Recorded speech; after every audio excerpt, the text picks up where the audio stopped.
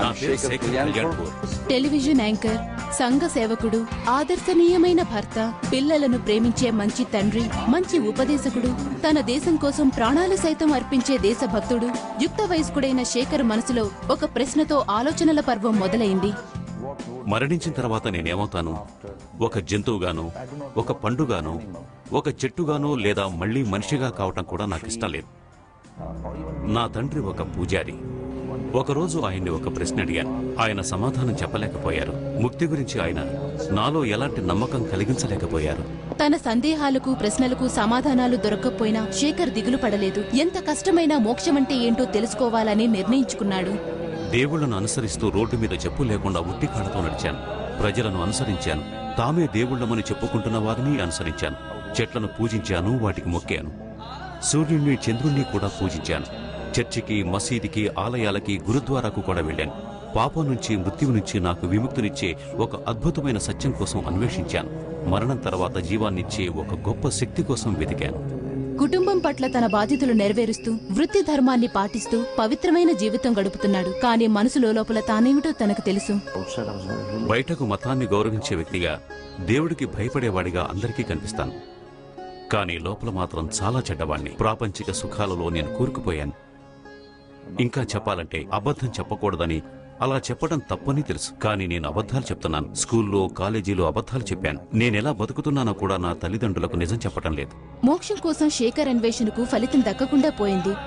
పైకి పవిత్రంగా కనిపిస్తూ అందర్నీ మోసం చేస్తున్నానన్న వాస్తవం అతన్ని బాధ పెడుతోంది. క్రైస్తవ స్నేహితుడు ఇచ్చిన బైబిల్ అనుకోకుండా శేఖర్ కంట పడింది. దాన్ని చదువుతున్నప్పుడు ఒక వాక్యం శేఖర్ను ఆకర్షించింది. నా మనోనేత్రాలు తెరుచుకున్నాయి. ఈ ప్రపంచాన్ని ప్రభువు ఎంతగానో ప్రేమించాడు. దేవుడు ఒక్కడే, సర్వలోకానికి ప్రభువు ఒక్కడే. ఆ ప్రభువు అందరినీ సమానంగా ప్రేమించే దేవుడు తనొక్కగానొక్క కుమారుడైన యేసును త్యాగం చేశాడు. ఎవరైతే యేసుక్రీస్తును విశ్వసిస్తారో వారికి మరణం ఉండదు, నిత్య జీవం వారికి లభిస్తుంది. ఆ వాక్యం శేఖర్ కళ్యాణ్పూర్ను ఎంతగానో కదిలించి వేసింది. నేను పాపిని, అయినా యేసు నా కోసం వచ్చాడు. ఎన్ని మంచి పనులు చేసినా నేను మోక్షం సంపాదించలేను. మృత్యువు నుంచి నాకు విముక్తి కలిగించగల శక్తివంతమైన గురువు కోసం వెతికాను. నాకు శాశ్వత జీవితాన్ని ఇవ్వగలిగే గురువు కోసం అన్వేషించాను. నా అన్వేషణకు పరిష్కారం బైబిల్లో దేవుని వాక్యం చదువుతున్నప్పుడు దొరికింది. శేఖర్ యేసు ప్రభువును తెలుసుకున్నాడు. అంతటితో అతని అన్వేషణ ముగిసింది. ఆ రోజు రాత్రి యేసయ్యను తన వ్యక్తిగత సంరక్షకునిగా స్వీకరించాలని నిర్ణయించుకున్నాడు. ప్రభువు ముందు నా హృదయాన్ని పరచి ఉంచాను. యేసుక్రీస్తు దేవుని కుమారుడని నేను విశ్వసించాను. ఆయన ఒక్కడే ముక్తి ప్రసాదించగలడు. ఆయన ఒక్కడే మోక్షం ఇవ్వగలడు. ఆయన నాకు స్వేచ్ఛ ఇవ్వగలడు. నా ప్రభువుగా, సంరక్షకునిగా యేసయ్యని స్వీకరించాను. ప్రభువును స్వీకరించడం శేఖర్ జీవితాన్ని మార్చివేసింది. యేసు యందు కలిగిన ప్రేమలో ఇప్పుడు శేఖర్ పూర్తిగా మునిగి ఉన్నాడు. ఇప్పుడు నా హృదయం ఎంతో ఆనందంగా ఉంది. నేనిప్పుడు ఒక కొత్త వ్యక్తిగా మారిపోయాను. నా జీవితంలో ప్రభువు మహిమ నాకు తెలుస్తోంది. ఇప్పుడు మరింత సున్నితంగా తయారయ్యాను. ఇతరుల పట్ల ఎక్కువ శ్రద్ధ తీసుకుంటున్నాను. మరింతగా ప్రేమిస్తున్నాను. నా తల్లిదండ్రులు, సోదరులు, ఇతర కుటుంబ సభ్యులు నాలో ఈ మార్పును గమనించసాగారు. అంతకుముందు సిగరెట్లు తాగేవాణ్ణి, చెడ్డ మాటలు మాట్లాడేవాణ్ణి. కానీ ఇప్పుడు మార్పు వచ్చింది. నా జీవితంలో ఆ మార్పు యేసు ప్రభువు తెచ్చాడు.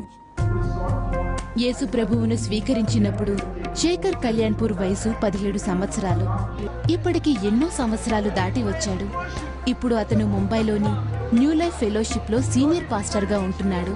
భారతదేశంలోని పాస్టర్ బెన్నీ హిన్ క్రూసేడ్స్ కి అతను నేషనల్ కన్వీనర్ కూడా. సిబిఎన్ వారి సొల్యూషన్స్ అనే టీవీ కార్యక్రమాలతో పాటు జాతీయ, అంతర్జాతీయ టెలివిజన్ నెట్వర్క్లలో ఎన్నో కార్యక్రమాల్లో శేఖర్ పాల్గొన్నారు. భార్య లవీణ, కుమార్తె అనుష్క, కుమారుడు అనుగ్రహలతో శేఖర్ సంతోషకరమైన జీవితం గడుపుతున్నాడు. ప్రభువు ప్రేమ తనకు దొరికిందని, మోక్షం గురించి తన అనుభవాలను ఇతరులతో పంచుకోవటానికి యేసుక్రీస్తు తనను ఎంచుకున్నాడని అతను విశ్వసిస్తున్నాడు. యేసు ప్రభువుకి నా జీవితాన్ని అంకితం చేసినప్పుడు నా ప్రశ్నలకు సమాధానం దొరికింది. ఒక జంతువుగానో, చెట్టుగానో, పండులాగానో మళ్లీ ఈ లోకంలోకి తిరిగి రావటం కాదు. ఈ రోజు నేను ఎంతో నమ్మకంతో చెప్తున్నాను. చనిపోయిన తర్వాత నేను మళ్లీ వెనక్కి రావటం లేదు. ఎప్పటికీ శాశ్వతంగా నా సంరక్షకునితో ఉండిపోతాను.